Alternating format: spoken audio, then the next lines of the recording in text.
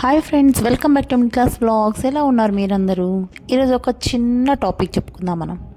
ఎవరి అలవాట్లు వాళ్ళవి, ఎవరి అభిప్రాయాలు వాళ్ళవి. కానీ మళ్ళీ అప్పుడప్పుడు ఏంటో ఈ జీవితం ఇలా అయిపోయింది అనుకుంటుంటాం. దానికి బాధ్యులెవరు? మనమే చేసుకున్నాం. నీ ఇంట్లో నువ్వు నీ భార్య పిల్లలతో కలిసి ఉండు. గంజినీళ్ళలో ఉల్లిపాయ నంచుకుని తిన్నా పర్వాలేదు, అప్పు చేయకూడదు. మనిషికి ఇంతకు మించి జీవితం లేదు.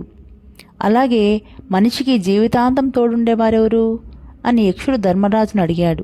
ఎవరైనా ఈ ప్రశ్నకు భార్య అనో, భర్త అనో, పిల్లలనో, పేరు ప్రతిష్టలనో సమాధానం చెప్తారు. కానీ ధర్మరాజు మాత్రం మనిషికి జీవితాంతం తోడుండేవారు ఎవరూ లేరు, అలా ఉంటారనుకోవడం మన భ్రమ.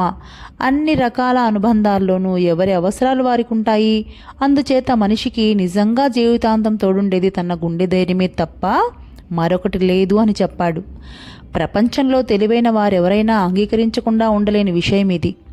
మనిషికి నిజంగా కాపాడేది భక్తి, జ్ఞాన, వైరాగ్యాలతో కూడిన గుండె ధైర్యమే. మరి మీరేమంటారు? మీ అభిప్రాయాన్ని కూడా కామెంట్ రూపంలో తెలియజేస్తారు కదూ.